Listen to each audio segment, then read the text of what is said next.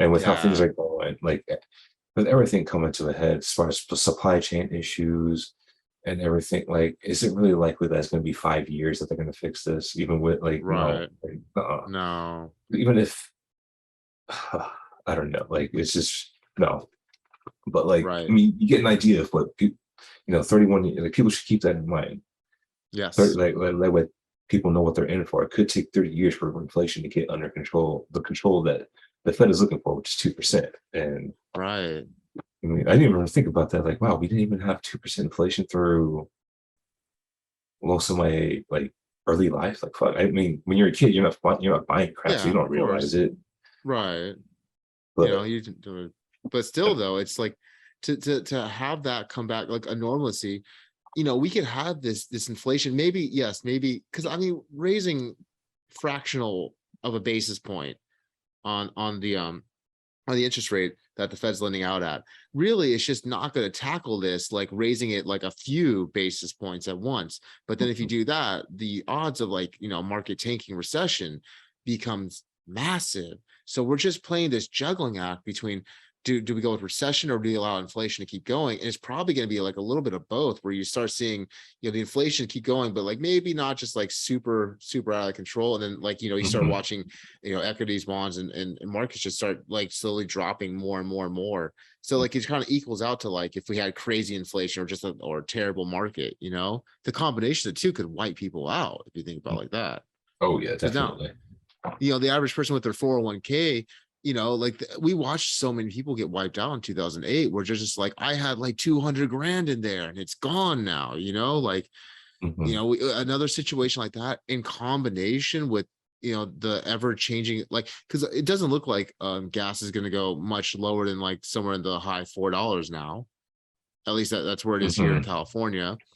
So like we have a new bar that's raised up, but then now people are not making more to compensate with that, and the wealth they had is already diminished. Hmm. Get that 10 years, where's the average person at now? Kind of Hmm.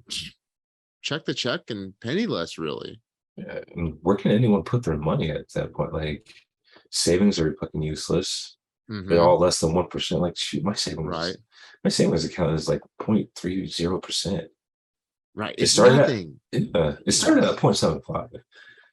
Like, I mean, there's nowhere like no matter where you put your money, like at this point, like it's just you're everyone unless you're fucking ridiculously rich, like everyone's gonna be losing a whole lot of purchasing power, and Yes.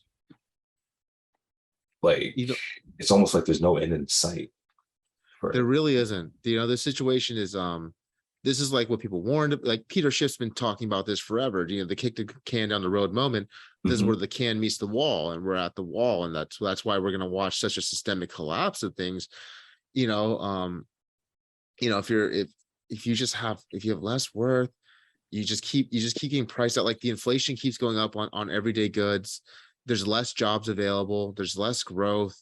The middle class as we know it will not be a thing. There'll just simply be haves and have nots in this country, and that's not Hmm. unrealistic, because we're watching that happen all over the world right now to the average person. I don't think there's anywhere in the world that really is having a higher quality of life for the average person right now, Hmm. especially in our post-COVID world. Yeah, and if you're not, you know, if you don't have, I mean, if you're not having anything, you're deep in debt trying to get something. Yes, thing. Yep. Yep. Which, as an aspiring entrepreneur, I understand the necessity of taking on debt to make things happen in a Hmm. business, and it's very scary at a time like this. You know what I mean? Like with Hmm. to take on debt to try and build something. But I realize that if you just try and keep cutting costs or just saving more, you're just gonna slowly drain out and wipe out, Hmm. people. Millennials have to take a chance. If we don't shoot our shot and really just like say, forget it, I'm going for this, let's see what happens. What do we have, to lose? A 40K year office job? Because that's not gonna It's hold probably, up in this economy anyways. yeah, it's probably gonna be gone soon anyway. Anyways, Hmm. exactly.